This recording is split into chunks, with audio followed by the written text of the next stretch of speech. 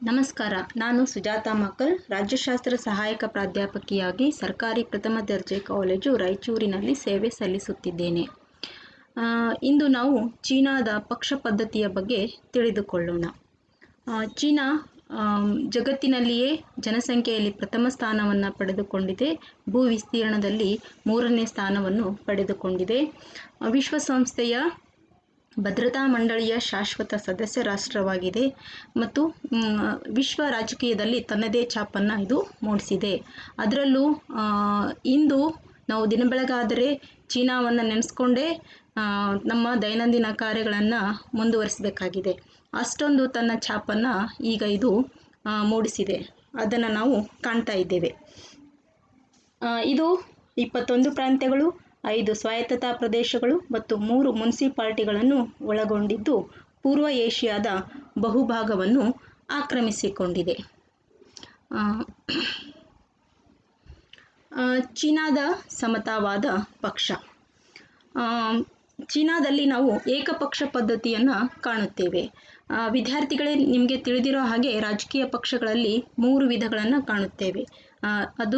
ಅವು ಏಕಪಕ್ಷ ಪದ್ಧತಿ, ದ್ವಿಪಕ್ಷ ಪದ್ಧತಿ ಮತ್ತು ಬಹುಪಕ್ಷ ಪದ್ಧತಿ. ಬಹುಪಕ್ಷ ಪದ್ಧತಿಗೆ ನಾವು ಭಾರತವನ್ನು ಉದಾಹರಣೆಯನ್ನಾಗಿ ತೆಗೆದುಕೊಳ್ಳಬಹುದು. ಹಾಗೆಯೇ ದ್ವಿಪಕ್ಷ ಪದ್ಧತಿಗೆ ನಾವು ಇಂಗ್ಲೆಂಡ್ ಮತ್ತು ಅಮೇರಿಕಾದ ಪಕ್ಷ ಪದ್ಧತಿಗಳನ್ನು ಈಗಾಗಲೇ ಅಧ್ಯಯನ ಮಾಡಿದ್ದೇವೆ. ಈಗ ಏಕಪಕ್ಷ ಪದ್ಧತಿಗೆ ನಾವು ಚೀನಾವನ್ನು ಉದಾಹರಣೆಯಾಗಿ ನೀಡುತ್ತಿದ್ದೆವು. ಆದರೆ ಈಗ ಚೀನಾದ ಈ ಏಕಪಕ್ಷ ಪದ್ಧತಿಯ ಬಗ್ಗೆ ನಾವು ಸವಿವರವಾಗಿ ತಿಳಿದುಕೊಳ್ಳೋಣ. ಚೀನಾದಲ್ಲಿ ಏಕಪಕ್ಷ ಪದ್ಧತಿ ಆಳ್ವಿಕೆ ಇದ್ದು ಆ ಪಕ್ಷವನ್ನು ಅವರು ಚೀನಾದ ಸಮತಾವಾದ ಪಕ್ಷ ಎಂದು ಕರೆಯುತ್ತಾರೆ, ಅಥವಾ ಕಮ್ಯುನಿಸ್ಟ್ ಪಾರ್ಟಿ ಆಫ್ ಚೀನಾ, ಅಥವಾ ಸಂಕ್ಷಿಪ್ತವಾಗಿ CPC ಎಂದು ಕರೆಯುತ್ತಾರೆ.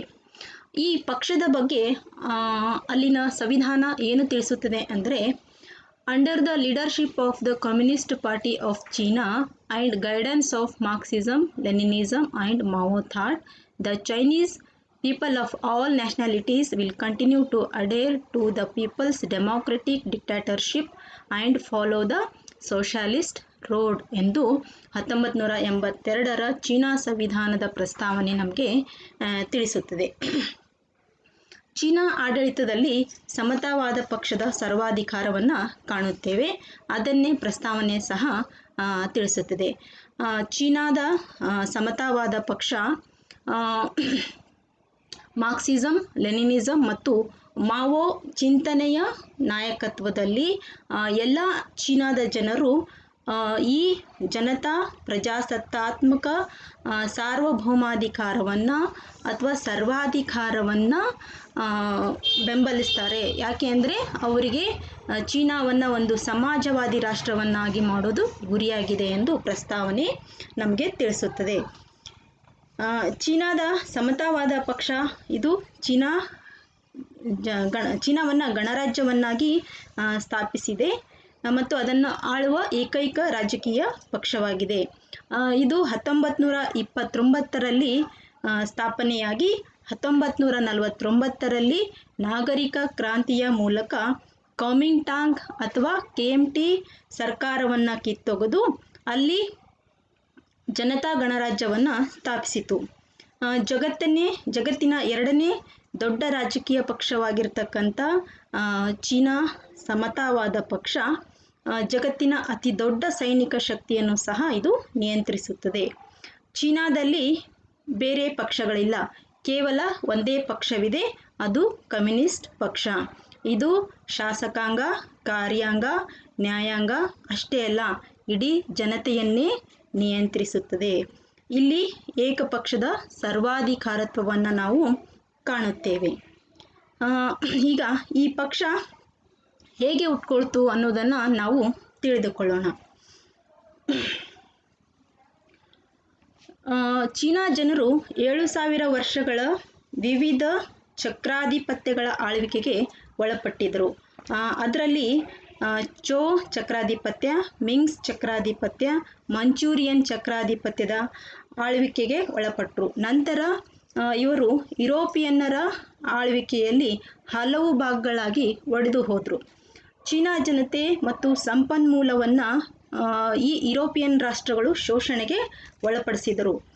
ಆಗ ಜಪಾನ್ ರಷ್ಯಾ ಮೇಲೆ ಜಯವನ್ನು ಸಾಧಿಸಿತು. ಅದು 1905ರಲ್ಲಿ. ಈ ಒಂದು ಘಟನೆ ಚೀನಾ ಜನರ ಮೇಲೆ ಪ್ರಭಾವವನ್ನು ಬೀರಿತು ಮತ್ತು ಇದು ತಮ್ಮನ್ನು ಶೋಷಣೆಯ ವಿರುದ್ಧ ಚಳವಳಿ ಆರಂಭಿಸುವುದಕ್ಕೆ ಇದು ಪ್ರೇರಣೆಯನ್ನು ನೀಡಿತು. ಹಾಗೆಯೇ 1917ರ ರಷ್ಯಾ ಕ್ರಾಂತಿ ಮತ್ತು ಅದರ ಬೆಳವಣಿಗೆ ಅವರಲ್ಲಿ ಸಮತಾವಾದದ ಬಗ್ಗೆ ಒಲವು ಮೂಡಿಸಿತು.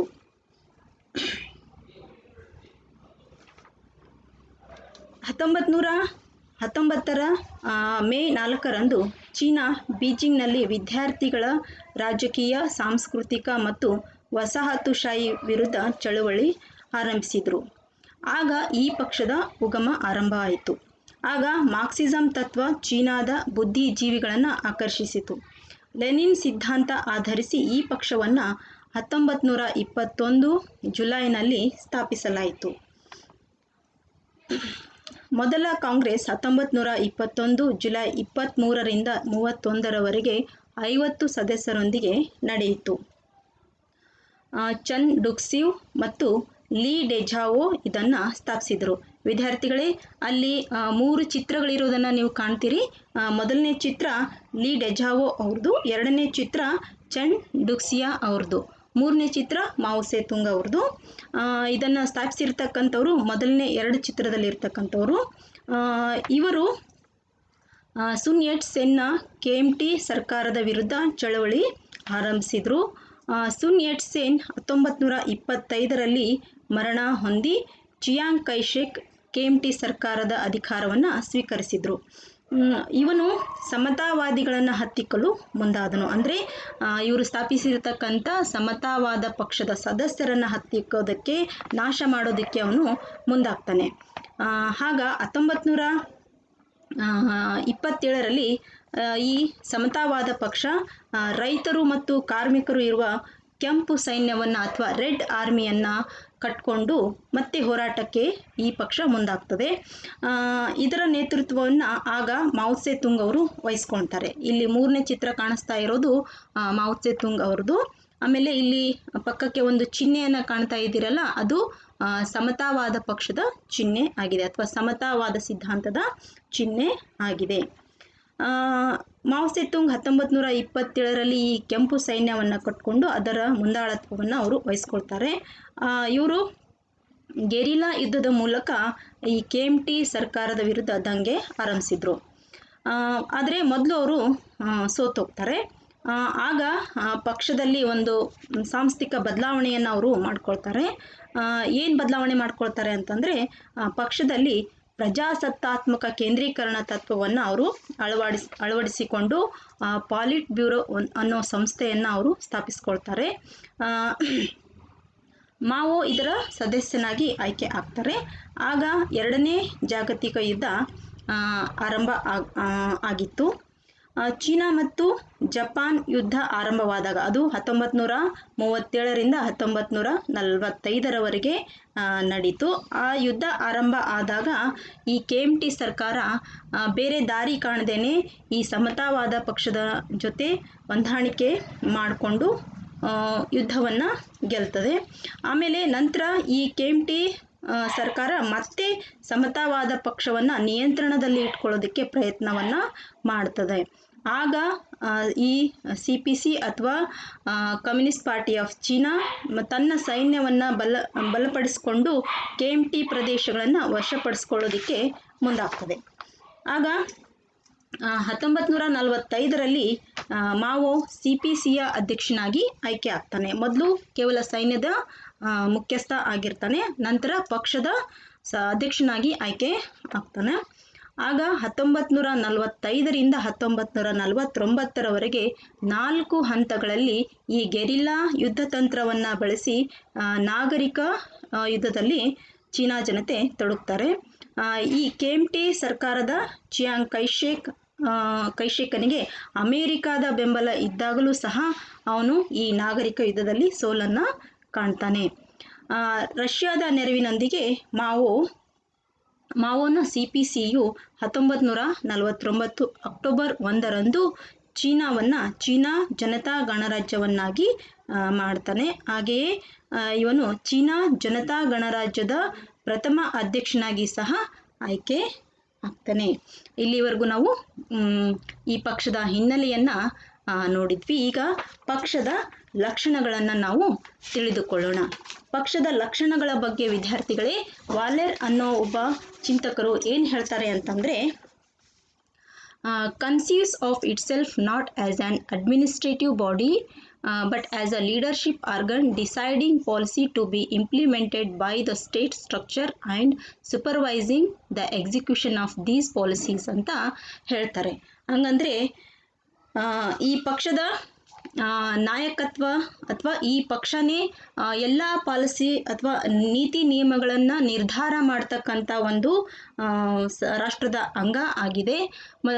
ಈ ತೀರ್ಮಾನ ಆಗಿರ್ತಕ್ಕಂಥ ನೀತಿ ನಿಯಮಗಳನ್ನು ಸರ್ಕಾರದ ಮೂಲಕ ಜಾರಿಗೊಳಿಸ್ತಕ್ಕಂಥ ಮತ್ತು ಜಾರಿಗೊಳಿಸ್ತಕ್ಕಂಥ ನೀತಿ ನಿಯಮಗಳನ್ನು ಮೇಲ್ವಿಚಾರಣೆ ಮಾಡೋದೇ ಈ ಪಕ್ಷದ ಮೂಲ ಲಕ್ಷಣ ಆಗಿದೆ ಅಂತೇಳಿ ವಾಲರ್ ಅವರು ನಮಗೆ ತಿಳಿಸ್ತಾರೆ. ಈಗ ಒಂದೊಂದಾಗಿ ಲಕ್ಷಣಗಳನ್ನು ನೋಡೋಣ. ಇದರ ಪ್ರಥಮ ಲಕ್ಷಣ ಏನು ಅಂತಂದರೆ ಪ್ರಜಾಸತ್ತಾತ್ಮಕ ಕೇಂದ್ರೀಕರಣ ತತ್ವ. ಇದನ್ನು ಮಾವ ಅವರು KMT ಸರ್ಕಾರದ ವಿರುದ್ಧ ಹೋರಾಟ ನಡೆಸುವಾಗಲೇ ಈ ತತ್ವವನ್ನು ಅಳವಡಿಸಿಕೊಂಡಿದ್ರು. ಆ ತತ್ವವನ್ನು ಹಾಗೆಯೇ ಮುಂದುವರಿಸಿಕೊಂಡು ಬರಲಾಗಿದೆ. ಈ ಪ್ರಜಾಸತ್ತಾತ್ಮಕ ಕೇಂದ್ರೀಕರಣ ತತ್ವದಲ್ಲಿ ಮತ್ತೆ ನಾವು 2 ತತ್ವಗಳನ್ನು ಕಾಣ್ತೀವಿ. ಅವು ಯಾವುವು ಅಂತಂದರೆ, ಒಂದು ಪ್ರಜಾಸತ್ತಾತ್ಮಕ ತತ್ವ, ಇನ್ನೊಂದು ಕೇಂದ್ರೀಕರಣ ತತ್ವ. ಈ ಪಕ್ಷದಲ್ಲಿ ನಾವು ಪ್ರಜಾಪ್ರಭುತ್ವ ಮತ್ತು ಕೇಂದ್ರೀಕರಣದ 2 ತತ್ವಗಳನ್ನು ಕಾಣ್ತೀವಿ.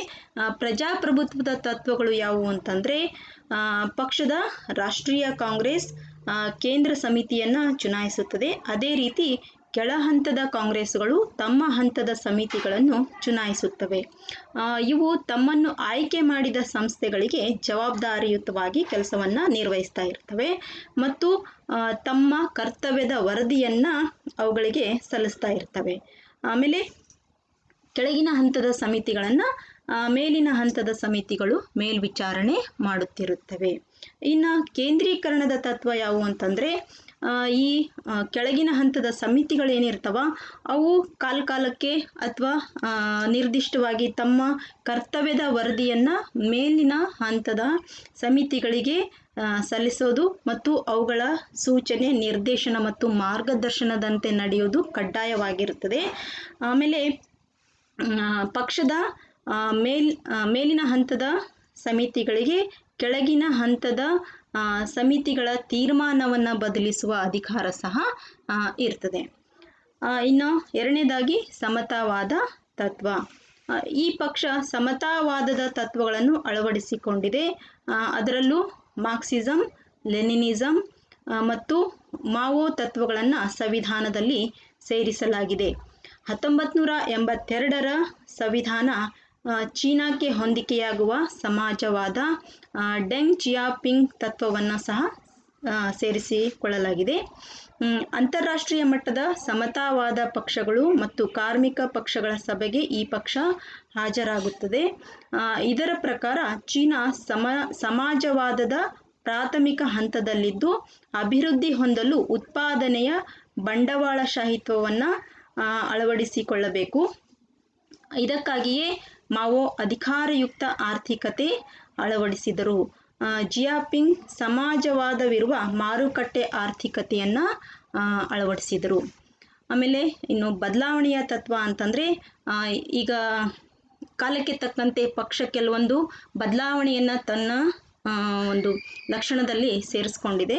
ಅದ್ಯಾವುದು ಅಂತಂದರೆ, ಈಗ 1989ರಿಂದ 1990ರವರೆಗೆ ಪೌರಾತ್ಯ ಯುರೋಪಿನ ರಾಷ್ಟ್ರಗಳು ಸಮತಾವಾದದಿಂದ ದೂರ ಸರಿದವು. ಅದೇ ರೀತಿ 1991ರಲ್ಲಿ USSR ಅಥವಾ ಸೋವಿಯತ್ ರಷ್ಯಾ ಸಮತಾವಾದದಿಂದ ದೂರ ಸರಿಯಿತು. ಅಂದಿನಿಂದ ಈ ಚೀನಾದ ಸಮತಾವಾದ ಪಕ್ಷ ಉಳಿದ ಸಮಾಜವಾದಿ ರಾಷ್ಟ್ರಗಳ ಜೊತೆ ಸಂಬಂಧ ಬೆಳೆಸುತ್ತಾ ಬಂದಿದೆ. ಅಲ್ಲದೆ ಸಮತಾವಾದ ಪಕ್ಷಗಳಿಲ್ಲದ ರಾಷ್ಟ್ರಗಳೊಂದಿಗೂ ಸಂಬಂಧ ಬೆಳೆಸುತ್ತಿದೆ. ಅದರಲ್ಲೂ ಏಕಪಕ್ಷ ಪದ್ಧತಿ ಇರುವ ಸಿದ್ಧಾಂತ ಯಾವುದೇ ಇರಲಿ ಅಲ್ಲಿ ಏಕಪಕ್ಷ ಪದ್ಧತಿ ಇತ್ತು ಅಂತಂದರೆ ಆ ರಾಷ್ಟ್ರಗಳೊಂದಿಗೂ ಸಹ ಇದು ಸಂಬಂಧವನ್ನು ಬೆಳೆಸ್ತಾ ಬರ್ತಾ ಇದೆ. ವಿದ್ಯಾರ್ಥಿಗಳೀಗ ಈ ಪಕ್ಷದ ಉದ್ದೇಶಗಳನ್ನು ನಾವು ನೋಡೋದಾದರೆ ಡೆಂಗ್ ಜಿಯಾಪಿಂಗ್ ಅವರು ಏನು ತಿಳಿಸ್ತಾರೆ ಅಂದರೆ ಅವರು ಸಹ ಚೀನಾದ ಒಬ್ಬ ಪ್ರಮುಖ ನಾಯಕರಾಗಿದ್ದರು. ಅವ್ರು ಏನು ತಿಳಿಸ್ತಾರೆ ಈ ಪಕ್ಷದ ಅಥವಾ ಚೀನಾದ ಆಡಳಿತದ ಉದ್ದೇಶದ ಬಗ್ಗೆ ಅಂತಂದರೆ to fundamentally change the economic structure that had hampered the development and set up a socialist market economy ಅಂಥೇಳಿ ಅವರು ತಿಳಿಸ್ತಾರೆ. ಅಂದರೆ ಮೂಲಭೂತವಾಗಿ ಏನು ಆರ್ಥಿಕ ಒಂದು ರಚನೆ ಇತ್ತು ಅದು ಚೀನಾದ ಅಭಿವೃದ್ಧಿಯನ್ನು ತಡೆಗಟ್ಟಿತ್ತು. ಆದರೆ ಅದನ್ನು ನಾವು ಅಭಿವೃದ್ಧಿ ರಾಷ್ಟ್ರವನ್ನಾಗಿ ಮಾಡಬೇಕಾದ್ರೆ ಸಮಾಜವಾದ ಇರುವ ಮಾರುಕಟ್ಟೆ ಆರ್ಥಿಕತೆಯನ್ನು ನಾವು ಅಳವಡಿಸ್ಕೋಬೇಕು ಅಂಥೇಳಿ ಇವರು 1982ರ ಸಂವಿಧಾನದಲ್ಲಿ ತಮ್ಮ ತತ್ವವನ್ನು ಸಹ ಇವರು ಅಳವಡಿಸಿದ್ದಾರೆ. ಇವರ ಆ ಒಂದು ಸಂವಿಧಾನದ ಪ್ರಕಾರ ಇದರ ಉದ್ದೇಶಗಳೇನು ಅಂತಂದರೆ ಮೊದಲನೇದಾಗಿ ಜನರ ನೇತೃತ್ವ ವಹಿಸುವುದು. ಅಂದರೆ ಇಲ್ಲಿನ ಜನರು ತ್ಯಾಗ ಮತ್ತು ಬಲಿದಾನಕ್ಕೆ ಹೆಸರುವಾಸಿಯಾಗಿರ್ತಕ್ಕಂಥ ಜನರು, ಆಮೇಲೆ ಶೋಷಣೆಗೆ ಒಳಗಾಗಿರ್ತಕ್ಕಂಥ ಸಾವಿರಾರು ವರ್ಷಗಳಿಂದ ಇವರು ಶೋಷಣೆಗೆ ಒಳಗಾಗಿರ್ತಕ್ಕಂಥ ಜನರು, ಇವರಿಗೆ ನೇತೃತ್ವ ವಹಿಸಿ ಇವರನ್ನು ಅಭಿವೃದ್ಧಿಪಡಿಸೋದು ಈ ಪಕ್ಷದ ಉದ್ದೇಶ ಆಗಿದೆ ಅಂತೇಳಿ ಅವರು ತಿಳಿಸ್ತಾರೆ. ಅದೇ ರೀತಿ ಆಧುನಿಕ ಕೃಷಿ ಪದ್ಧತಿ ಅಳವಡಿಸಿಕೊಂಡು ಚೀನಾವನ್ನು ಶಕ್ತಿಯುತ ಸಮಾಜವಾದಿ ರಾಷ್ಟ್ರವನ್ನಾಗಿ ಮಾಡುವುದು. ಅಂದರೆ ಚೀನಾದ ಬಹುತೇಕ ಜನರು ತಮ್ಮ ಜೀವನೋಪಾಯಕ್ಕೆ ಕೃಷಿಯನ್ನೇ ಅವಲಂಬಿಸಿಕೊಂಡಿದ್ದಾರೆ. ಹಾಗಾಗಿ ಚೀನಾವನ್ನು ಅಭಿವೃದ್ಧಿ ರಾಷ್ಟ್ರವನ್ನಾಗಿ ಅಥವಾ ಮುಂದುವರಿದ ರಾಷ್ಟ್ರವನ್ನಾಗಿ ಮಾಡಬೇಕಾದ್ರೆ ಆ ಕೃಷಿಯನ್ನೇ ಅವರು ಅಭಿವೃದ್ಧಿಪಡಿಸಬೇಕಾಗ್ತದೆ. ಆದ್ದರಿಂದ ಆಧುನಿಕ ಕೃಷಿ ಪದ್ಧತಿಯನ್ನು ಅಳವಡಿಸಿಕೊಳ್ಳೋದ್ರ ಮೂಲಕ ಚೀನಾವನ್ನು ಶಕ್ತಿಯುತ ರಾಷ್ಟ್ರವನ್ನಾಗಿ ಮಾಡೋದು, ಸಮಾಜವಾದಿ ರಾಷ್ಟ್ರವನ್ನಾಗಿ ಮಾಡೋದು ಇದರ ಉದ್ದೇಶ ಆಗಿದೆ. ಇನ್ನು ಈ ಪಕ್ಷದ ಸದಸ್ಯತ್ವದ ಬಗ್ಗೆ ನಾವು ತಿಳಿದುಕೊಳ್ಳೋಣ. 18 ವರ್ಷ ತುಂಬಿರ್ತಕ್ಕಂಥ ಚೀನಾದ ಯಾವುದೇ ಪ್ರಜೆ ಈ ಪಕ್ಷದ ಸದಸ್ಯತ್ವವನ್ನು ಪಡೆಯಬಹುದು. ಆದರೆ ಒಂದು ನಿರ್ಬಂಧನೆ ಇರ್ತದೆ. ಅಂದರೆ ಇವರು 1 ವರ್ಷದ ಪರೀಕ್ಷಾರ್ಥ ಅವಧಿಯನ್ನು ಪೂರ್ಣಗೊಳಿಸಿದ ಮೇಲೆ ಅವರಿಗೆ ಶಾಶ್ವತ ಸದಸ್ಯತ್ವವನ್ನು ನೀಡಲಾಗ್ತದೆ. ಈ 1 ವರ್ಷದ ಪರೀಕ್ಷಾರ್ಥ ಅವಧಿ ಏನು ಅಂತಂದರೆ ಆ 1 ವರ್ಷದಲ್ಲಿ ಅವರು ಪಕ್ಷದಲ್ಲಿ ನಿಷ್ಠೆಯನ್ನು ತೋರಬೇಕು, ಪಕ್ಷದ ಸಿದ್ಧಾಂತಕ್ಕೆ ಅನುಗುಣವಾಗಿ ಅವರು ನಡೆದುಕೊಳ್ಬೇಕು, ಪಕ್ಷದಲ್ಲಿ ಏನೇ ತೀರ್ಮಾನ ತೆಗೆದುಕೊಂಡ್ರೂ ಅದನ್ನು ಕಡ್ಡಾಯವಾಗಿ ಅವರು ಪಾಲಿಸಬೇಕು ಮತ್ತು ಪಕ್ಷದಲ್ಲಿನ ಏನೇ ತೀರ್ಮಾನ ಆದರೂ ಸಹ ಗೌಪ್ಯತೆಯನ್ನು ಅವರು ಕಾಪಾಡ್ಕೋಬೇಕು. ಆಮೇಲೆ ಅವರು ಮನಸಾರೆ ಜನಸೇವೆಯನ್ನು ಮಾಡಬೇಕು. ಈ ರೀತಿ ಅವರು 1 ವರ್ಷ ಪ್ರಾಮಾಣಿಕವಾಗಿ ನಡೆದುಕೊಂಡ್ರು ಅಂತಂದರೆ ಆಗ ಅವರಿಗೆ ಶಾಶ್ವತ ಸದಸ್ಯತ್ವವನ್ನು ನೀಡಲಾಗ್ತದೆ. ಇನ್ನು ಈ ಪಕ್ಷದ ಸಂಘಟನೆಯನ್ನು ನಾವು ತಿಳಿದುಕೊಳ್ಳೋಣ. ಈ ಪಕ್ಷದ ಸ್ಲೋಗನ್ ಏನು ಅಂತಂದರೆ ಸೇವ್ ದ ಪೀಪಲ್, ಅಂದರೆ ಜನರನ್ನು ರಕ್ಷಣೆ ಮಾಡೋದೇ ಈ ಪಕ್ಷದ ಒಂದು ಉದ್ದೇಶ ಅಥವಾ ಗುರಿ ಆಗಿರ್ತದೆ. ವಿದ್ಯಾರ್ಥಿಗಳೇ, ಈ ಸಮತಾವಾದ ಪಕ್ಷದ ಸಂಘಟನೆ ಏನಾದ ಇದು ಬಹಳ ಸಂಕೀರ್ಣತೆಯಿಂದ ಕೂಡಿರ್ತಕ್ಕಂಥ ಒಂದು ಸಂಘಟನೆ. ಸಾಮಾನ್ಯವಾಗಿ ನಾವು ಈಗಾಗಲೇ ಭಾರತ, ಇಂಗ್ಲೆಂಡ್, ಅಮೇರಿಕಾ, ಸ್ವಿಟ್ಜರ್ಲ್ಯಾಂಡ್ಗಳಲ್ಲಿನ ರಾಜಕೀಯ ಪಕ್ಷಗಳ ಸಂಘಟನೆಯನ್ನು ನಾವು ಅಧ್ಯಯನ ಮಾಡಿದ್ದೇವೆ. ಅವುಗಳಲ್ಲೆಲ್ಲ ಸರಳವಾದ ಸಂಘಟನೆ ಇರೋದನ್ನು ನಾವು ಕಂಡಿದ್ದೇವೆ. ಆದರೆ ಈ ಚೀನಾದ ಸಮತಾವಾದ ಪಕ್ಷದ ಸಂಘಟನೆ ಸ್ವಲ್ಪ ಸಂಕೀರ್ಣತೆಯಿಂದ ಕೂಡಿದೆ. ಅದನ್ನು ನಿಧಾನವಾಗಿ ನಾವು ತಿಳಿದುಕೊಳ್ಳೋಣ. ಈ ಪಕ್ಷದ ಸಂಘಟನೆಯನ್ನು ನಾವು ನೋಡಿದಾಗ ರಾಷ್ಟ್ರದಲ್ಲಿ ಇದು 4 ಹಂತಗಳಲ್ಲಿ ಇರೋದನ್ನು ನಾವು ಕಾಣ್ತೀವಿ. ಮೊದಲನೇದು ಪಕ್ಷದ ರಾಷ್ಟ್ರೀಯ ಕಾಂಗ್ರೆಸ್.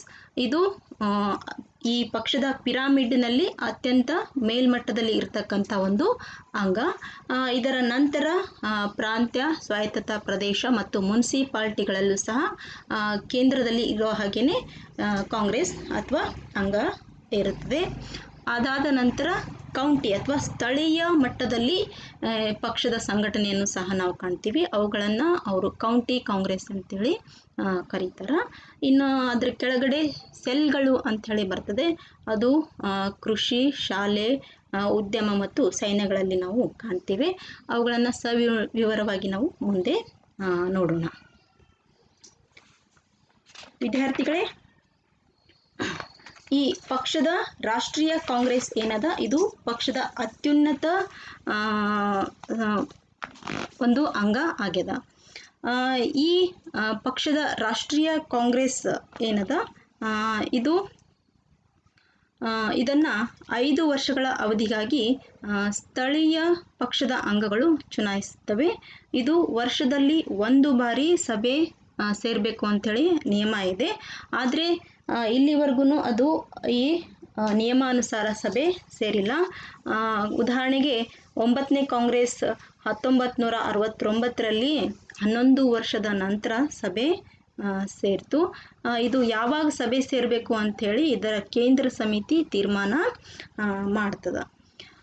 ಆಮೇಲೆ ಇದರ ಕಾರ್ಯಗಳು ಏನು ಅಂತಂದರೆ, ಇದು ಪಕ್ಷದ ನೀತಿ ನಿಯಮಗಳನ್ನು ತೀರ್ಮಾನಿಸ್ತದೆ, ಆಮೇಲೆ ಸಂವಿಧಾನವನ್ನು ಪರಿಷ್ಕರಿಸ್ತದೆ ಮತ್ತು ಕೇಂದ್ರ ಸಮಿತಿಯ ಮತ್ತು ಇತರೆ ಅಂಗಗಳ ವರದಿಯನ್ನು ಪರೀಕ್ಷಿಸ್ತದೆ. ಅದೇ ರೀತಿ ಕೇಂದ್ರ ಸಮಿತಿ ಮತ್ತು ಇತರೆ ಅಂಗಗಳನ್ನು ಇದು ಆಯ್ಕೆ ಮಾಡ್ತದೆ. ಆಮೇಲೆ ಇದು ಪಕ್ಷದ ಅತ್ಯುನ್ನತ ಅಂಗ ಆಗಿರ್ತದೆ. ಇದಾದ ನಂತರ ಇದರ ನಂತರ ಕೇಂದ್ರ ಸಮಿತಿ ಬರ್ತದೆ.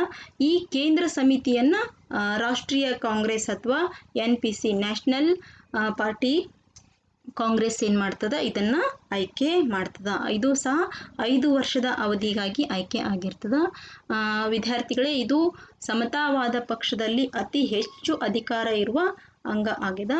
ಯಾವಾಗ ಪಕ್ಷದ ರಾಷ್ಟ್ರೀಯ ಕಾಂಗ್ರೆಸ್ ಅಥವಾ ಈ CPC ಏನದ, ಇದು ಅಧಿವೇಶನ ನಡೆಸೋದಿಲ್ವೋ ಅಥವಾ ಸಭೆ ಸೇರೋದಿಲ್ಲೋ, ಆಗ ಅದರ ಕೆಲಸ ಕಾರ್ಯಗಳನ್ನು ಈ ಕೇಂದ್ರ ಸಮಿತಿ ನಿರ್ವಹಿಸ್ತದೆ. ಇದರ ಸದಸ್ಯರ ಸಂಖ್ಯೆಯ ಬಗ್ಗೆ ಅಷ್ಟೊಂದು ನಿರ್ದಿಷ್ಟತೆ ಇಲ್ಲ, ಯಾಕೆಂದರೆ ಇದು ಕಾಲಕಾಲಕ್ಕೆ ಬದಲಾವಣೆಯನ್ನು ಹೊಂದ್ಕೊತ ಬಂದದ. 1997ರಿಂದ 193 ಪೂರ್ಣ ಸದಸ್ಯರು ಮತ್ತು 151 ಪರ್ಯಾಯ ಸದಸ್ಯರು ಇರಬೇಕು ಅಂತೇಳಿ ತೀರ್ಮಾನ ಆಗಿತ್ತು. ಆದರೆ ಈಗ ನಾವು 205 ಪೂರ್ಣ ಸದಸ್ಯರನ್ನು ಮತ್ತು 171 ಪರ್ಯಾಯ ಸದಸ್ಯರನ್ನು ನಾವು ಕಾಣ್ತೀವಿ. ಈ ಪರ್ಯಾಯ ಸದಸ್ಯರು ಏನು ಮಾಡ್ತಾರೆ ಅಂತಂದರೆ, ಪೂರ್ಣ ಸದಸ್ಯರು ಯಾವಾಗಲಾದರೂ ತಮ್ಮ ಕರ್ತವ್ಯ ನಿರ್ವಹಿಸೋದಕ್ಕೆ ಆಗದೆ ಹೋದಾಗ ಅವರ ಕೆಲಸವನ್ನು ಈ ಪರ್ಯಾಯ ಸದಸ್ಯರು ನಿರ್ವಹಿಸ್ತಾರೆ. ಇನ್ನು ಇದರ ಕಾರ್ಯಗಳನ್ನು ನಾವು ನೋಡೋದಾದರೆ, ಇದು ವಿವಿಧ ಕೇಂದ್ರೀಯ ಅಂಗಗಳನ್ನು ಆಯ್ಕೆ ಮಾಡ್ತದೆ. ಆಮೇಲೆ ಜನತಾ ವಿಮೋಚನಾ ಸೈನ್ಯವನ್ನು ಇದು ನಿರ್ದೇಶಿಸುತ್ತದೆ. ಬೇರೆ ಪಕ್ಷಗಳ ಜೊತೆಗಿನ ಸಂಬಂಧಗಳಲ್ಲಿ ಪಕ್ಷವನ್ನು ಇದು ಪ್ರತಿನಿಧಿಸುತ್ತದೆ. ಪಾಲಿಟ್ ಬ್ಯೂರೋ ಆಮೇಲೆ ಸ್ಥಾಯಿ ಸಮಿತಿ ಸಚಿವಾಲಯವನ್ನು ಇದು ಚುನಾಯಿಸುತ್ತದೆ. ಆಮೇಲೆ ಅಧ್ಯಕ್ಷರು ಅಂದರೆ ರಾಷ್ಟ್ರದ ಅಧ್ಯಕ್ಷರು, ಉಪಾಧ್ಯಕ್ಷರು ಮತ್ತು ಕೇಂದ್ರ ಸಮಿತಿಯ ಮಹಾ ಕಾರ್ಯದರ್ಶಿಯನ್ನು ಇದು ಚುನಾಯಿಸುತ್ತದೆ. ಹಾಗೆ ಪಕ್ಷದ ತೀರ್ಮಾನಗಳನ್ನು ಇದು ಜಾರಿಗೊಳಿಸುತ್ತದೆ. ಇದು ತನ್ನ ಸಹಾಯಕ್ಕಾಗಿ ಸಂಘಟನಾ ಇಲಾಖೆ, ಶಿಕ್ಷಣ ಇಲಾಖೆ, ಪ್ರಚಾರ ಇಲಾಖೆ, ಅಂತಾರಾಷ್ಟ್ರೀಯ ಸಂಬಂಧ ಇಲಾಖೆ ಮುಂತಾದ ಇಲಾಖೆಗಳನ್ನು ಇದು ಸ್ಥಾಪಿಸಿಕೊಂಡಿದೆ. ಈಗ ಪಾಲಿಟ್ ಬ್ಯೂರೋ ಮತ್ತು ಸ್ಥಾಯಿ ಸಮಿತಿ. ಈ ಪಾಲಿಟ್ ಬ್ಯೂರೋ ಮತ್ತು ಸ್ಥಾಯಿ ಸಮಿತಿಯನ್ನು ಕೇಂದ್ರ ಸಮಿತಿ ಚುನಾಯಿಸ್ತದೆ. ಈ ಪಾಲಿಟ್ ಬ್ಯೂರೋ ಕೇಂದ್ರ ಸಮಿತಿ ಯಾವಾಗ ಸಭೆ ಸೇರೋದಿಲ್ಲೋ ಆಗ ಅದರ ಕೆಲಸ ಕಾರ್ಯಗಳನ್ನು ಇದು ಪಾಲಿಟ್ ಬ್ಯೂರೋ ನಿರ್ವಹಿಸ್ತದೆ. ಇದು 13 ಸದಸ್ಯರೊಂದಿಗೆ ಆರಂಭ ಆಯಿತು. ಇದರ ಸದಸ್ಯರ ಸಂಖ್ಯೆಯಲ್ಲೂ ಸಹ ನಾವು ನಿರ್ದಿಷ್ಟತೆಯನ್ನು ಕಾಣೋದಿಲ್ಲ. ಈಗ 25 ಸದಸ್ಯರು ಇದರಲ್ಲಿ ಇದ್ದಾರೆ. ಇದರ ಕಾರ್ಯಗಳೇನು ಅಂತಂದರೆ, ಕೇಂದ್ರ ಸಮಿತಿಯ ಸಭೆ ಕರೆಯೋದು, ಅದು ಅಧಿವೇಶನದಲ್ಲಿ ಇಲ್ಲದೆ ಇದ್ದಾಗ ಅದರ ಕೆಲಸ ಕಾರ್ಯಗಳನ್ನು ಇದು ನಿರ್ವಹಿಸ್ತದೆ. ಆಮೇಲೆ ಸಚಿವಾಲಯವನ್ನು ಇದು ನಿರ್ದೇಶಿಸ್ತದೆ. ಇನ್ನು ಸ್ಥಾಯಿ ಸಮಿತಿ ಏನು ಮಾಡ್ತದೆ ಅಂದರೆ, ಇದು ಪಾಲಿಟ್ ಬ್ಯೂರೋದ ಕಾರ್ಯಗಳನ್ನು ನಿರ್ವಹಿಸ್ತದೆ. ಇದು ಒಂದು ರೀತಿ ಪಾಲಿಟ್ ಬ್ಯೂರೋದ ಕ್ಯಾಬಿನೆಟ್ ಥರ ಇದು ಕೆಲಸವನ್ನು ನಿರ್ವಹಿಸ್ತಾ ಇರ್ತದೆ. ಇದನ್ನು 1956ರ ಸಂವಿಧಾನದಲ್ಲಿನೇ ಸ್ಥಾಪನೆ ಮಾಡಲಾಯಿತು. ಪಕ್ಷದ ಪ್ರಮುಖ ಸದಸ್ಯರನ್ನು ಇದು ಒಳಗೊಂಡಿರ್ತದೆ. ಇಂದು 7 ಸದಸ್ಯರು ಈ ಸಮಿತಿಯಲ್ಲಿ ಇದ್ದಾರೆ. ಇದರಲ್ಲಿ ಕೇಂದ್ರ ಸಮಿತಿಯ ಅಧ್ಯಕ್ಷರು, 4 ಉಪಾಧ್ಯಕ್ಷರು, ಮಹಾ ಕಾರ್ಯದರ್ಶಿಯನ್ನು ಇದು ಒಳಗೊಂಡಿರ್ತದೆ. ಇದು ಪಾಲಿಟ್ ಬ್ಯೂರೋದ ಕೆಲಸ ಕಾರ್ಯಗಳನ್ನು ನಿರ್ವಹಿಸುತ್ತದೆ. ಪಾಲಿಟ್ ಬ್ಯೂರೋ ಕೇಂದ್ರ ಸಮಿತಿಯ ಕಾರ್ಯಗಳನ್ನು ನಿರ್ವಹಿಸುತ್ತದೆ. ಕೇಂದ್ರ ಸಮಿತಿ ರಾಷ್ಟ್ರೀಯ ಕಾಂಗ್ರೆಸ್ನ ಕಾರ್ಯಗಳನ್ನು ನಿರ್ವಹಿಸುತ್ತೆ. ವಿದ್ಯಾರ್ಥಿಗಳೇ, ನೀವು ನೋಡ್ಬೋದು ಅಲ್ಲಿ 4 ವೃತ್ತಗಳಿದ್ದಾವೆ. ಸ್ಥಾಯಿ ಸಮಿತಿಯ ಸದಸ್ಯರು ಪಾಲಿಟ್ ಬ್ಯೂರೋನ ಸದಸ್ಯರಾಗಿರ್ತಾರೆ. 2 ಸ್ಥಾಯಿ ಸಮಿತಿ ಮತ್ತು ಪಾಲಿಟ್ ಬ್ಯೂರೋನ ಸದಸ್ಯರು ಕೇಂದ್ರ ಸಮಿತಿ ಸದಸ್ಯರಾಗಿರ್ತಾರೆ. ಆ 3 ಅಂಗಗಳ ಸದಸ್ಯರು ಪಕ್ಷದ ರಾಷ್ಟ್ರೀಯ ಕಾಂಗ್ರೆಸ್ನ ಸದಸ್ಯರಾಗಿರ್ತಾರೆ. ಅಂದರೆ ಈ ಸ್ಥಾಯಿ ಸಮಿತಿ ಪಾಲಿಟ್ ಬ್ಯೂರೋನ ಕೆಲಸವನ್ನು ನಿರ್ವಹಿಸ್ತದೆ, ಪಾಲಿಟ್ ಬ್ಯೂರೋ ಕೇಂದ್ರ ಸಮಿತಿಯ ಕೆಲಸಗಳನ್ನು ನಿರ್ವಹಿಸ್ತದೆ, ಕೇಂದ್ರ ಸಮಿತಿ ರಾಷ್ಟ್ರೀಯ ಕಾಂಗ್ರೆಸ್ನ ಕೆಲಸಗಳನ್ನು ನಿರ್ವಹಿಸ್ತದೆ. ಅಂದರೆ ವೃತ್ತವಾಗಿ ಇವುಗಳು ಕಾರ್ಯವನ್ನು ನಿರ್ವಹಿಸ್ತಾ ಇರ್ತವೆ. ಅಂತಿಮವಾಗಿ ಪಕ್ಷದ ಮಹಾ ಕಾರ್ಯದರ್ಶಿ ಎಲ್ಲ ಅಧಿಕಾರವನ್ನು ಚಲಾಯಿಸ್ತಾ ಇರ್ತಾರೆ. ಇನ್ನು ಇದರ ನಂತರ ನಿಯಂತ್ರಣ ಮಂಡಳಿ. ಈ ನಿಯಂತ್ರಣ ಮಂಡಳಿ ಸದಸ್ಯರು ಅಥವಾ ಇದರ ಕೆಲಸ ಏನಾಗಿರ್ತದೆ ಅಂತಂದರೆ, ಇದು ಪಕ್ಷದಲ್ಲಿ ಶಿಸ್ತನ್ನು ಕಾಪಾಡೋದಕ್ಕಾಗಿಯೇ ಸ್ಥಾಪನೆ ಆಗಿರ್ತದೆ. ಇದರಲ್ಲಿ 17 ಪೂರ್ಣ ಪ್ರಮಾಣದ ಮತ್ತು 4 ಪರ್ಯಾಯ ಸದಸ್ಯರನ್ನು ಹೊಂದಿರ್ತದೆ. ಇದು ಪಕ್ಷದಲ್ಲಿನ ಎಲ್ಲ ಹಂತದ ಅಂಗಗಳನ್ನು ನಿಯಂತ್ರಿಸ್ತದೆ ಮತ್ತು ಶಿಸ್ತನ್ನು ಕಾಪಾಡ್ತದೆ. ಇನ್ನು ಸಚಿವಾಲಯ. 1956ರ ಸಂವಿಧಾನ 10 ಪೂರ್ಣ ಪ್ರಮಾಣದ ಮತ್ತು 7 ಪರ್ಯಾಯ ಸದಸ್ಯರು ಇರ್ತಕ್ಕಂಥ ಸಚಿವಾಲಯವನ್ನು ರಚಿಸಿತ್ತು. ಆದರೆ ಆಗ ಸಾಂಸ್ಕೃತಿಕ ಕ್ರಾಂತಿಯ ವೇಳೆಯಲ್ಲಿ ಈ ಸದಸ್ಯರು ಅದಕ್ಕೆ ಬಲಿಪಶುಗಳಾಗ್ತಾರೆ ಮತ್ತು ಇದು ತನ್ನ ಮಹತ್ವವನ್ನು ಕಳೆದುಕೊಂಡಿತು. ಆದರೂ ಸಹ ಪಾಲಿಟ್ ಬ್ಯೂರೋ ಮತ್ತು ಸ್ಥಾಯಿ ಸಮಿತಿಯ ನಿರ್ದೇಶನದಂತೆ, ಮಾರ್ಗದರ್ಶನದಂತೆ ಇದು ಕೇಂದ್ರ ಸಮಿತಿಯ ದೈನಂದಿನ ವ್ಯವಹಾರವನ್ನು ಇದು ನೋಡಿಕೊಳ್ತದೆ. ಇನ್ನು ಮಹಾ ಕಾರ್ಯದರ್ಶಿ. ಈ ಮಹಾ ಕಾರ್ಯದರ್ಶಿ ಏನಿರ್ತಾರೆ ಇವರು ಕೇಂದ್ರ ಸಮಿತಿಯ ಮಹಾ ಕಾರ್ಯದರ್ಶಿ ಆಗಿರ್ತಾರೆ ಮತ್ತು ಪಕ್ಷದ ಮುಖ್ಯಸ್ಥರು ಆಗಿರ್ತಾರೆ ಮತ್ತು ಸಚಿವಾಲಯದ ಮುಖ್ಯಸ್ಥರಾಗಿರ್ತಾರೆ. ಪಾಲಿಟ್ ಬ್ಯೂರೋ ಮತ್ತು ಸ್ಥಾಯಿ ಸಮಿತಿಯ ಸದಸ್ಯರು ಸಹ ಆಗಿರ್ತಾರೆ. ಹಾಗೆಯೇ ಕೇಂದ್ರ ಸೈನಿಕ ಆಯೋಗದ ಅಧ್ಯಕ್ಷರು ಸಹ ಆಗಿರ್ತಾರೆ ಮತ್ತು ರಾಷ್ಟ್ರದ ಅಧ್ಯಕ್ಷರು ಸಹ ಇವರು ಆಗಿರ್ತಾರೆ. ಇವರು ಜನತಾ ವಿಮೋಚನಾ ಸೈನ್ಯವನ್ನು ತನ್ನ ನಿಯಂತ್ರಣದಲ್ಲಿ ಇಟ್ಕೊಂಡಿರ್ತಾರೆ. ಆದ್ದರಿಂದಲೇ ಇವರನ್ನು ಸಾರ್ವಭೌಮ ನಾಯಕ ಅಂಥೇಳಿ ಕರೆಯಲಾಗ್ತದೆ. ಈಗಿನ 11ನೇ ಮಹಾ ಕಾರ್ಯದರ್ಶಿ ಜಿ ಜಿನ್ಪಿಂಗ್ ಅವರು ಆಗಿದ್ದಾರೆ. ಇವರು 2012 ನವೆಂಬರ್ 15ರಂದು ಅಧಿಕಾರ ಸ್ವೀಕರಿಸಿ 2017 ಅಕ್ಟೋಬರ್ 25ರಂದು ಮತ್ತೆ ಆಯ್ಕೆ ಆಗಿದ್ದಾರೆ.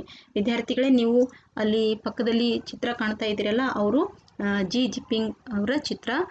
ಮೇಲೆ ಇರ್ತಕ್ಕಂಥ ಅದು ಫ್ಲ್ಯಾಗ್ ಏನದ ಅಥವಾ ಧ್ವಜ, ಅದು ಸಮತಾವಾದ ಪಕ್ಷದ ಧ್ವಜ ಆಗ್ಯದ. ಇಲ್ಲಿವರೆಗೂ ನಾವು ಇದೇ ವಿವರಣೆಯನ್ನು ನೋಡಿದ್ವಿ. ಈಗ ಯುವ ಸಂಘಟನೆಗಳು. ವಿದ್ಯಾರ್ಥಿಗಳೇ, ನಾನು ಈಗಾಗಲೇ ಹೇಳಿದೆ ಈ ಪಕ್ಷದ ಸಂಘಟನೆ ಸ್ವಲ್ಪ ಸಂಕೀರ್ಣತೆಯಿಂದ ಕೂಡಿದೆ ಅಂತ ಹೇಳಿದೆ. ಇಲ್ಲಿವರೆಗೂ ನಾವು ರಾಷ್ಟ್ರೀಯ ಕಾಂಗ್ರೆಸ್ ಬಗ್ಗೆ ತಿಳ್ಕೊಂಡ್ವಿ. ಆಮೇಲೆ ಕೇಂದ್ರ ಸಮಿತಿ, ಪಾಲಿಟ್ ಬ್ಯೂರೋ, ಸ್ಥಾಯಿ ಸಮಿತಿ, ನಿಯಂತ್ರಣ ಮಂಡಳಿ, ಸಚಿವಾಲಯ, ಮಹಾ ಕಾರ್ಯದರ್ಶಿಯ ಬಗ್ಗೆ ತಿಳಿದುಕೊಂಡ್ವಿ. ಹಾಗೆಯೇ ಪ್ರಾಂತ್ಯ ಸ್ವಾಯತ್ತತಾ ಪ್ರದೇಶ, ಮುನ್ಸಿಪಾಲ್ಟಿಗಳಲ್ಲೂ ಸಹ ಮತ್ತು ಕೌಂಟಿಗಳಲ್ಲೂ ಸಹ ಕಾಂಗ್ರೆಸ್ ಇರ್ತದೆ. ಅವುಗಳಿಗೆ ಸಮಾನವಾಗಿರ್ತಕ್ಕಂಥ, ಅಂದರೆ ಪಕ್ಷದ ರಾಷ್ಟ್ರೀಯ ಕಾಂಗ್ರೆಸ್ನಲ್ಲಿ ಯಾವ ರೀತಿಯ ಅಂಗಸಂಸ್ಥೆಗಳು ಇರ್ತವೋ ಅದೇ ರೀತಿಯ ಸಮಾನವಾದ ಅಂಗಸಂಸ್ಥೆಗಳನ್ನು ಹೊಂದಿದ್ದು, ಅದೇ ರೀತಿ ಅವುಗಳು ಸಹ ಕಾರ್ಯವನ್ನು ನಿರ್ವಹಿಸ್ತಾ ಇರ್ತವೆ. ಆದರೆ ಇವುಗಳು ಪ್ರತಿ 3 ವರ್ಷಕ್ಕೊಮ್ಮೆ ಸಭೆ ಸೇರಬೇಕು ಅನ್ನೋ ಒಂದು ನಿಯಮ ಇದೆ ವಿದ್ಯಾರ್ಥಿಗಳೇ. ಈಗ ಸೆಲ್ಗಳ ಬಗ್ಗೆ ನಾವು ತಿಳಿದುಕೊಳ್ಳೋಣ. ಸೆಲ್ಗಳು, ಈ ಸೆಲ್ಗಳಲ್ಲಿ ಶಾಲಾ ಸೆಲ್, ಕೃಷಿ ಸೆಲ್, ಉದ್ಯಮ ಸೆಲ್ ಮತ್ತು ಸೈನ್ಯಗಳಲ್ಲಿ ಸೆಲ್ಗಳನ್ನು ನಾವು ಕಾಣ್ತೀವಿ. ಈ ಪ್ರತಿ ಸೆಲ್ನಲ್ಲಿ 20 ಸದಸ್ಯರು ಇರ್ತಾರೆ. ಇವು ಪಕ್ಷದ ರಾಷ್ಟ್ರೀಯ ಕಾಂಗ್ರೆಸ್ನ ತೀರ್ಮಾನಗಳನ್ನು ಜಾರಿಗೊಳಿಸ್ತವೆ. ಪಕ್ಷ ಸಂಘಟನೆ ಮತ್ತು ಪ್ರಚಾರ ಕಾರ್ಯದಲ್ಲಿ ಇವು ತೊಡಗಿರ್ತವೆ. ಪಕ್ಷದ ಬಗ್ಗೆ ಜನರಲ್ಲಿ ಉತ್ತಮ ಅಭಿಪ್ರಾಯವನ್ನು ಮೂಡಿಸ್ತವೆ. ಹಾಗೆಯೇ ಪಕ್ಷದ ಬಗ್ಗೆ ಏನು ಅಭಿಪ್ರಾಯ ಹೊಂದಿದ್ದಾರೆ ಅನ್ನೋದನ್ನು ರಾಷ್ಟ್ರೀಯ ಕಾಂಗ್ರೆಸ್ಗೆ ಅವು ತಿಳಿಸ್ತವೆ. ಹಾಗೆಯೇ ಜನಸಮೂಹ ಸಂಘಟನೆಗಳು ಮತ್ತು ಆಡಳಿತಾತ್ಮಕ ಸಮಿತಿಗಳ ಮೇಲೆ ಮೇಲ್ವಿಚಾರಣೆ ಮಾಡುವುದು ಈ ಸೆಲ್ಗಳ ಕೆಲಸ ಆಗಿರ್ತದೆ ವಿದ್ಯಾರ್ಥಿಗಳೇ. ಈಗ ಯುವ ಸಂಘಟನೆಗಳ ಬಗ್ಗೆ ನಾವು ತಿಳಿದುಕೊಳ್ಳೋಣ. ಈ ಯುವ ಸಂಘಟನೆಗಳನ್ನು ಸ್ಥಾಪಿಸೋದಕ್ಕೆ ಕಾರಣ ಏನು ಅಂತಂದರೆ, ಮಾವೋ ಅವರಿಗೆ ಯುವ ಶಕ್ತಿಯಲ್ಲಿ ಅಪಾರ ನಂಬಿಕೆ ಇತ್ತು. ಹಾಗಾಗಿ ಈ ಶಕ್ತಿಯನ್ನು ಪಕ್ಷ ಸಂಘಟಿಸಲಿಕ್ಕೆ ಮತ್ತು ರಾಷ್ಟ್ರವನ್ನು ಬಲಯುತ ಮಾಡೋದಕ್ಕೆ ಬಳಸ್ಕೊಳ್ಳೋ ಸಲುವಾಗಿ ಈ ಅಂಗಗಳನ್ನು ಅಥವಾ ಸಂಘಟನೆಗಳನ್ನು ಅವರು ಆರಂಭಿಸಿದರು. ಅವುಗಳಲ್ಲಿ ಪ್ರಮುಖವಾಗಿ ನಾವು 3 ಅಂಗಗಳಿರೋದನ್ನು ನಾವು ಕಾಣ್ತೀವಿ. ಮೊದಲನೇದು ಯುವ ಕಮ್ಯುನಿಸ್ಟ್ ಲೀಗ್. ಈ ಯುವ ಕಮ್ಯುನಿಸ್ಟ್ ಲೀಗ್ 1920ರಲ್ಲಿನೇ ಸಮಾಜವಾದಿ ಯುವ ಲೀಗ್ ಅನ್ನೋ ಹೆಸರಿನಲ್ಲಿ ಆರಂಭ ಆಗಿತ್ತು. ಅದನ್ನೇ ಯುವ ಕಮ್ಯುನಿಸ್ಟ್ ಲೀಗ್ ಅಂಥೇಳಿ 1956ರಲ್ಲಿ ಮತ್ತೆ ಸ್ಥಾಪಿಸಲಾಯಿತು. ಇದು ರಾಷ್ಟ್ರ ಮಟ್ಟದಿಂದ ಸ್ಥಳೀಯ ಮಟ್ಟದವರೆಗೆ ಸಂಘಟಿತವಾಗಿರ್ತಕ್ಕಂಥ ಒಂದು ಸಂಘಟನೆಯಾಗಿದೆ.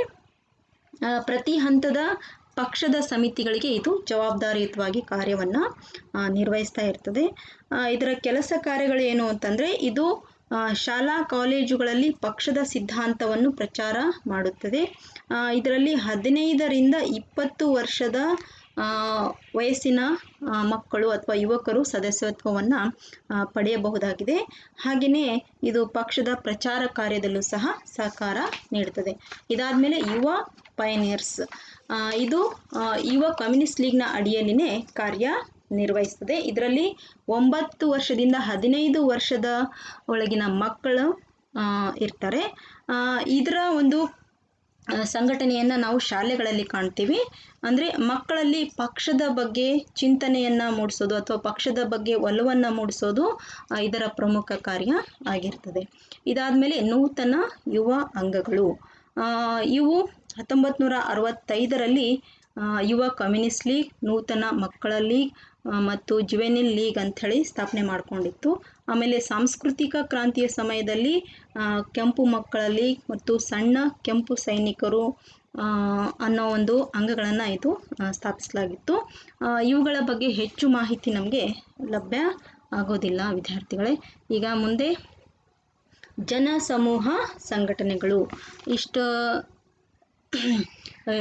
ಯುವ ಸಂಘಟನೆಗಳಲ್ಲದೇ ಕೆಲವೊಂದು ಜನಸಮೂಹ ಸಂಘಟನೆಗಳನ್ನು ಸಹ ನಾವು ಚೀನಾದಲ್ಲಿ ಕಾಣ್ತೀವಿ. ಇವುಗಳ ಬಗ್ಗೆ ಹಿಂಟನ್ ಅನ್ನೋ ಚಿಂತಕರು ಏನು ಹೇಳಿದ್ದಾರೆ ಅಂತಂದರೆ, the services of these organisations rendered for the CCP-RL they aid in publishing and implementing its policies, they take part in its mass campaigns, they participate in international congresses ಮತ್ತು and address to similar organisations in other countries ಅಂಥೇಳಿ ತಿಳಿಸ್ತಾರೆ. ಅಂದರೆ ಈ ಒಂದು ಹೇಳಿಕೆ ನೋಡಿದಾಗಲೇ ಇದರ ಒಂದು ಪ್ರಮುಖ ಪಾತ್ರ ನಮಗೆ ತಿಳಿದು ಬರ್ತದೆ. ಈ ರೀತಿಯ 5 ಸಂಘಟನೆಗಳನ್ನು ನಾವು ಕಾಣ್ತೀವಿ.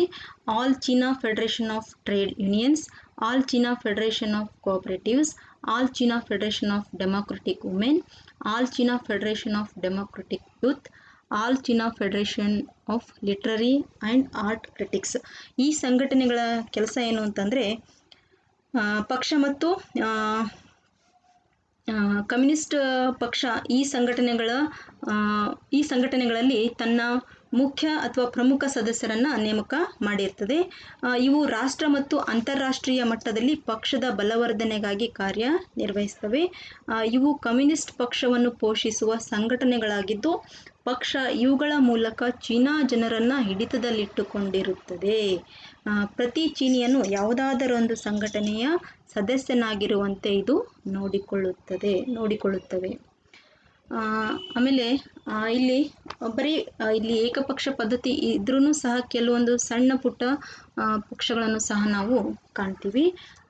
ಇಲ್ಲಿ ಪ್ರಮುಖವಾಗಿ 8 ಸಣ್ಣ ಪಕ್ಷಗಳಿರೋದನ್ನು ನಾವು ಕಾಣ್ತೀವಿ. ಆ 8 ಪಕ್ಷಗಳು ಯಾವುವು ಅಂತಂದರೆ Kuomintang Revolutionary Committee, the China Democratic League, the Democratic National Constitution Association, the Chinese Peasants and Workers Democratic Party, the China Chip Kongtung, the Chin San Society, the China Association for Promoting Democracy, the Taiwan Democratic Self-Government League ಅನ್ನೋ 8 ಪಕ್ಷಗಳನ್ನು ನಾವು ಕಾಣ್ತೀವಿ. ಈ ಎಲ್ಲ ಪಕ್ಷಗಳೇನವ ಇವು communist ಪಕ್ಷದ ಉಪಗ್ರಹಗಳಂತೆ ಇವು ಕಾರ್ಯವನ್ನು ನಿರ್ವಹಿಸ್ತವೆ. ಅಂದರೆ ಕಮ್ಯುನಿಸ್ಟ್ ಪಕ್ಷ ಸೂರ್ಯ ಆಗಿದ್ದರೆ ಅದನ್ನು ಸುತ್ತುವರಿತಕ್ಕಂಥ ಗ್ರಹಗಳಿಗೆ ನಾವು ಹೋಲಿಸ್ಬೋದು, ಅಥವಾ ಒಂದು ಗ್ರಹ ತಗೊಂಡಾಗ ಯಾವ ರೀತಿ ಉಪಗ್ರಹಗಳು ಆ ಗ್ರಹಗಳನ್ನು ಸುತ್ತುವರಿತಾವೋ ಅದೇ ರೀತಿ ಇತರೆ ಪಕ್ಷಗಳು ಆ ಸಮತಾವಾದ ಪಕ್ಷದ ಅಥವಾ ಚೀನಾ ಪಕ್ಷದ ಸುತ್ತಾನೆ ಸುತ್ತಾ ಇರ್ತವೆ. ಆ ಪಕ್ಷಗಳೇ ಹೇಳಿರೋ ಹಾಗೆ ಏನು ಹೇಳ್ತವೆ ಅಂದರೆ we the democratic parties of China are unconditionally united under the leadership of the Communist Party and chairman Mao Tsetung for the building of an independent free democratic united and prosperous China.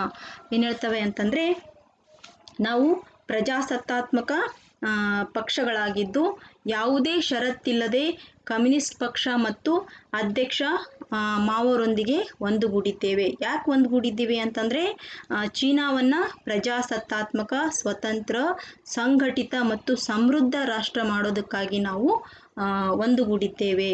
ಇದರಿಂದ ಇವುಗಳಿಗೆ ಪ್ರಜಾಪ್ರಭುತ್ವ ರಾಷ್ಟ್ರಗಳಿರೋ ಹಾಗೆ ಸ್ವತಂತ್ರತೆ ಇಲ್ಲದೆ ಇರೋದನ್ನು ಮತ್ತು ಸ್ವತಂತ್ರ ಅಸ್ತಿತ್ವ ಇಲ್ಲದೆ ಇರೋದನ್ನು ನಾವು ಕಾಣ್ತೀವಿ.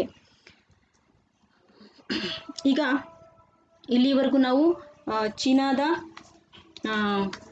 ಸಮತಾವಾದ ಪಕ್ಷದ ಸಂಘಟನೆ, ಅದರ ಇನ್ನಿತರೆ ಅಂಗ ಮತ್ತು ಸಂಘಟನೆಗಳ ಬಗ್ಗೆ, ಜನಸಮೂಹ ಸಂಘಟನೆಗಳ ಬಗ್ಗೆ, ಯುವ ಸಂಘಟನೆಗಳ ಬಗ್ಗೆ ನಾವು ತಿಳಿದುಕೊಂಡ್ವಿ. ಈಗ ಈ ಪಕ್ಷದ ಪಾತ್ರ ಹೇಗಿದೆ ರಾಷ್ಟ್ರದಲ್ಲಿ ಅನ್ನೋದನ್ನು ನಾವು ತಿಳಿದುಕೊಳ್ಳೋಣ. ಇದರ ಬಗ್ಗೆ ವಾಲೆರ್ ಅನ್ನೋ ಚಿಂತಕರು ಸಂಕ್ಷಿಪ್ತವಾಗಿ ಏನು ಹೇಳ್ಯಾರ ಅಂತಂದರೆ it the highest levels of the countries major institutions, the party, government and military, the leaders of these organizations form a series of interlocking directorates to ensure that party policies will be carried out ಅಂತ ಹೇಳ್ತಾರೆ. ಅಂದರೆ ಈ ಪಕ್ಷ ರಾಷ್ಟ್ರದ ಅತ್ಯಂತ ಉನ್ನತ ಮಟ್ಟದ ಸಂಸ್ಥೆಗಳಾಗಿರ್ತಕ್ಕಂಥ ಪಕ್ಷ ಆಗಿರ್ಬೋದು, ಸರ್ಕಾರ ಆಗಿರ್ಬೋದು, ಸೈನ್ಯ ಆಗಿರ್ಬೋದು, ಈ ಎಲ್ಲ ಸಂಸ್ಥೆಗಳ ನಾಯಕರು ಏನಿರ್ತಾರ ಇವರೆಲ್ಲ ತಮ್ಮೊಳಗನೆ ಅವರು ಒಪ್ಪಂದ ಮಾಡ್ಕೊಂಡಿರ್ತಾರೆ. ಏನು ಒಪ್ಪಂದ ಅಂತಂದರೆ ಪಕ್ಷದ ಏನೇ ನಿಯಮ ಅಥವಾ ಸಿದ್ಧಾಂತ ಇರಲಿ ಅದನ್ನು ನಾವು ಜಾರಿಗೊಳಿಸ್ತೀವಿ ಅನ್ನೋ ಒಂದು ಬದ್ಧತೆಗೆ ಅವರು ಒಳಗಾಗಿರ್ತಾರೆ ಅಂತ ವಾಲೆರ್ ಅವರು ಸಂಕ್ಷಿಪ್ತವಾಗಿ ತಿಳಿಸ್ತಾರೆ. ಈಗ ನಾವು ಒಂದೊಂದಾಗಿ ನೋಡೋಣ. ಈ ಪಕ್ಷ ಚೀನಾ ಜನತಾ ಗಣರಾಜ್ಯದ ಶಿಲ್ಪಿಯಾಗಿ ನಮಗೆ ಕಾಣಿಸ್ತದೆ. ಹೇಗೆಂದರೆ ಹಿನ್ನೆಲೆಯಲ್ಲಿ ನಾವು ಸವಿರವಾಗಿ ನೋಡಿದ್ವಿ. ಇಲ್ಲಿ ಸಂಕ್ಷಿಪ್ತವಾಗಿ ಹೇಳೋದಾದರೆ ಈ ಪಕ್ಷ ರಷ್ಯಾ ಯಾವ ರೀತಿ ರಷ್ಯಾದಲ್ಲಿರ್ತಕ್ಕಂಥ ಶೋಷಣೆಯನ್ನು ಈ ಸಮತಾವಾದ ಪಕ್ಷ ಹೋಗಲಾಡಿಸ್ತೋ ಅದೇ ರೀತಿ ಚೀನಾದಲ್ಲಿಯೂ ಸಹ ಇದು 1945 ವೇಳೆಗೆ 27 ಪ್ರದೇಶಗಳನ್ನು ವಶಪಡಿಸಿಕೊಂಡು 85 ಮಿಲಿಯನ್ ಕೆಂಪು ಸೈನ್ಯವನ್ನು ಇದು ವೃದ್ಧಿಸ್ಕೊಂಡಿತ್ತು. KMT ಸರ್ಕಾರಕ್ಕೆ ಅಮೇರಿಕಾದ ನೆರವು ಇದ್ದಾಗಲೂ ಸಹ ಅದು ಸೋಲನ್ನು ಅನುಭವಿಸ್ತು. ಆದರೆ ಇದು ಈ ಮೌ ಸೆ-ತುಂಗ್ ಅವರ ಒಂದು ನೇತೃತ್ವದಲ್ಲಿ ಈ ಗೆರಿಲ್ಲಾ ಯುದ್ಧತಂತ್ರದ ಮೂಲಕ 1949 ವೇಳೆಗೆ ಆ KMT ಸೈನ್ಯವನ್ನು ನಾಶಪಡಿಸ್ತು. ಆಮೇಲೆ ಅದೇ ವರ್ಷ ಅಕ್ಟೋಬರ್ 1ರಂದು ಈ ಪಕ್ಷ ಏನು ಮಾಡ್ತು, ಚೀನಾ ಜನತಾ ಗಣರಾಜ್ಯವನ್ನಾಗಿ ಸ್ಥಾಪನೆ ಮಾಡ್ತು. ಅಂದರೆ ಈ ಚೀನಾ ರಾಷ್ಟ್ರ 1949ರಲ್ಲಿ ಜನತಾ ಗಣರಾಜ್ಯ ಆದ್ರೂ ಸಹ ಅದು ತನ್ನದೇ ಆಗಿರ್ತಕ್ಕಂಥ ಸಂವಿಧಾನವನ್ನು 1954ರಲ್ಲಿ ಪಡೀತು.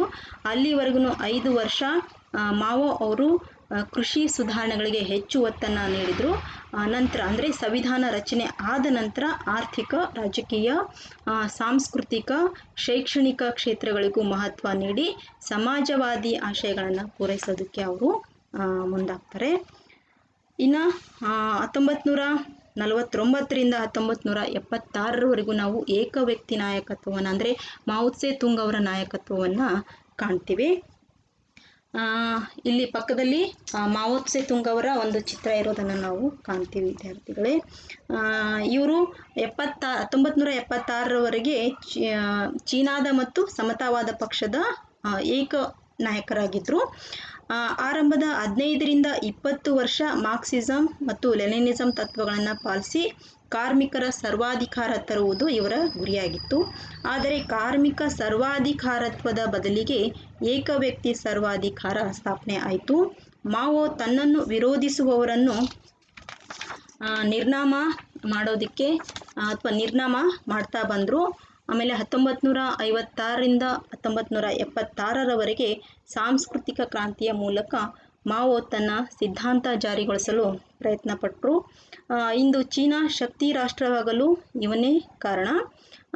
ಅದನ್ನು ಆರ್ಥಿಕವಾಗಿ, ಸೈನಿಕವಾಗಿ ಮುಂದುವರೆದ ರಾಷ್ಟ್ರವನ್ನಾಗಿ ಮಾಡಲು ಮತ್ತು ವಿಶ್ವಸಂಸ್ಥೆಯ ಭದ್ರತಾ ಮಂಡಳಿಯಲ್ಲಿ ಶಾಶ್ವತ ಸದಸ್ಯ ರಾಷ್ಟ್ರ ಸ್ಥಾನವನ್ನು ದೊರೆಯಲು ಇವನು ಕಾರಣನಾಗಿದ್ದಾನೆ ಅಂಥೇಳಿ ನಾವು ಹೇಳ್ಬೋದು. ಇವನ ನಂತರ ಪಕ್ಷದಲ್ಲಿ ಅಥವಾ ರಾಷ್ಟ್ರದಲ್ಲಿ ನಾವು ಸಾಮೂಹಿಕ ನಾಯಕತ್ವವನ್ನು ಕಾಣ್ತೀವಿ. ಈ 1976ರಲ್ಲಿ ಮಾವೋ ಏನು ಮರಣ ಹೊಂದಿದ್ರು. ಅವರ ನಂತರ 1980ರವರೆಗೆ ಹುವಾ ಜುಫೆಂಗ್ ಅವರು ಸರ್ಕಾರದ ಮತ್ತು ಪಕ್ಷದ ಮುಖ್ಯಸ್ಥರಾದರು. ಆಮೇಲೆ 1981ರಲ್ಲಿ ಡೆಂಗ್ ಜಿಯಾಪಿಂಗ್ ಸೈನಿಕ ಆಯೋಗದ ಅಧ್ಯಕ್ಷರಾದರು. ಅದರ ಜೊತೆಗೇ ಪಕ್ಷದ ಮತ್ತು ರಾಷ್ಟ್ರದ ಉಪಾಧ್ಯಕ್ಷರಾದರು. ಆಮೇಲೆ ರಾಷ್ಟ್ರದ ಉಪ ಪ್ರೀಮಿಯರ್ ಸಹ ಆದರು. ಇವರು ಹೆಚ್ಚು ಶಕ್ತಿಯುತ ಮತ್ತು ಅಧಿಕಾರಯುಕ್ತ ಇರತಕ್ಕಂಥ ವ್ಯಕ್ತಿಯಾಗಿದ್ದರು. 1989 ಜೂನ್ನಲ್ಲಿ ಹೂ ಯೋಹಾಂಗ್ ಪಕ್ಷದ ಅಧ್ಯಕ್ಷರಾದರು. ಆಮೇಲೆ ಝಾವೋ ಜಿಯಾಂಗ್ ನೂತನ ಪ್ರೀಮಿಯರ್ ಆದರು. ಇಲ್ಲಿ ಈ 4 ಜನರ ಚಿತ್ರಗಳನ್ನು ನೀವು ಕಾಣ್ತೀರಿ ವಿದ್ಯಾರ್ಥಿಗಳೇ. ಮೊದಲನೇ ಚಿತ್ರ ಹುವಾ ಜುಫೆಂಗ್ ಅವ್ರದ್ದು, ಎರಡನೇದು ಹೂ ಯೋಹಾಂಗ್ ಅವ್ರದ್ದು, ಮೂರನೇ ಚಿತ್ರ ಝಾವೋ ಜಿಯಾಂಗ್ ಅವ್ರದ್ದು, ನಾಲ್ಕನೇದು ಡೆಂಗ್ ಜಿಯಾಪಿಂಗ್ ಅವರ ಚಿತ್ರ ಇದೆ ವಿದ್ಯಾರ್ಥಿಗಳೇ. ಈ ಹುವಾ ಪೊಲಿಟ್ ಬ್ಯೂರೋದ ಸ್ಥಾಯಿ ಸಮಿತಿಯ ಸದಸ್ಯ ಮತ್ತು ಪಕ್ಷದ ಉಪಾಧ್ಯಕ್ಷ ಆದರು. ಈ ಎಲ್ಲ ಬದಲಾವಣೆಗಳನ್ನು ಡೆಂಗ್ ಜಿಯಾಪಿಂಗ್ ಅವರು ಚೀನಾದಲ್ಲಿ ಸಾಮೂಹಿಕ ನಾಯಕತ್ವ ಸ್ಥಾಪನೆಯಾಗಿದೆ ಅಂಥೇಳಿ ಘೋಷಣೆ ಮಾಡಿದರು. ಹಾಗಾಗಿ ಮಾವೋನ ಏಕವ್ಯಕ್ತಿ ನಾಯಕತ್ವ ಡೆಂಗ್ ನೇತೃತ್ವದ ಸಾಮೂಹಿಕ ನಾಯಕತ್ವವಾಗಿ ಪರಿವರ್ತನೆ ಆಯಿತು ಅಂತೇಳಿ ನಾವು ಹೇಳ್ಬೋದು. 1978ರಿಂದ ಈಚೆಗೆ ಇವನ ಚಿಂತನೆ ಅಂದರೆ ಡೆಂಗ್ ಜಿಯಾಪಿಂಗ್ ಅವರ ಚಿಂತನೆ ಅಥವಾ ಸಿದ್ಧಾಂತನೇ ಜಾರಿಯಲ್ಲಿದೆ. ಇವನ ಮಾರುಕಟ್ಟೆ ಆರ್ಥಿಕತೆ ನೀತಿ ಅಥವಾ ತತ್ವ ಏನದ ಚೀನಾ ಇಂದು ಮುಂದುವರೆದ ರಾಷ್ಟ್ರ ಆಗೋದಕ್ಕೆ ದಾರಿದೀಪ ಆಯಿತು.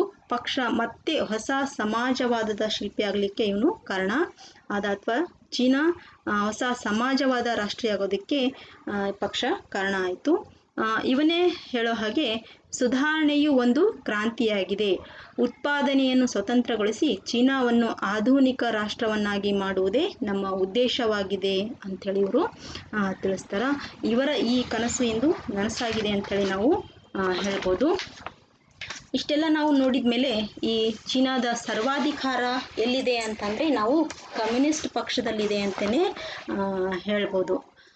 ಏಕೆಂದರೆ ಈ ಕಮ್ಯುನಿಸ್ಟ್ ಪಕ್ಷ ರಾಷ್ಟ್ರದಲ್ಲಿ ಅಥವಾ ಕಮ್ಯುನಿಸ್ಟ್ ರಾಷ್ಟ್ರದಲ್ಲಿ ಪಕ್ಷ ಮತ್ತು ಸರ್ಕಾರ ಒಂದು ನಾಣ್ಯದ ಎರಡು ಮುಖಗಳಾಗೆ ಇರ್ತದೆ. ಅದೇ ರೀತಿ ಚೀನಾದಲ್ಲಿಯೂ ಸಹ ಪಕ್ಷ ಮತ್ತು ಸರ್ಕಾರಗಳ ನಡುವೆ ಯಾವುದೇ ವ್ಯತ್ಯಾಸವನ್ನು ನಾವು ಕಾಣೋದಿಲ್ಲ. ಸಂವಿಧಾನ ಜನತಾ ಪ್ರಜಾಸತ್ತಾತ್ಮಕ ಒಕ್ಕೂಟ ಮಾಡಲು ಒತ್ತು ನೀಡಿದ್ದರೂ ಸಹ ನಿಜಾರ್ಥದಲ್ಲಿ ಅದು ಅಸತ್ಯವಾಗಿದೆ. ಚೀನಾದಲ್ಲಿ ಕಮ್ಯುನಿಸ್ಟ್ ಪಕ್ಷದ ಆಡಳಿತ ಇರೋದನ್ನು ನಾವು ಇಲ್ಲಿವರೆಗೂ ತಿಳ್ಕೊಂಡ್ವಿ. ಉಳಿದ ಪಕ್ಷಗಳು ಮಾವೋ ಹೇಳಿದಂತೆ ನಡೆಯುತ್ತಿದ್ದವು. ಈಗಲೂ ಸಹ ಆ ಪಕ್ಷದ ಅಡಿಯಲ್ಲಿನೇ ಅವು ಇವೆ. ಅಲ್ಲದೆ ಸರ್ಕಾರದ ವಿವಿಧ ಅಂಗಗಳಿಗೆ ತನ್ನ ಪ್ರಾಮಾಣಿಕ ನಾಯಕರನ್ನೇ ಇದು ಆಯ್ಕೆ ಮಾಡ್ತದ. ಅವರ ಮೂಲಕ ಸರ್ಕಾರವನ್ನು ಇದು ನಿಯಂತ್ರಿಸದ.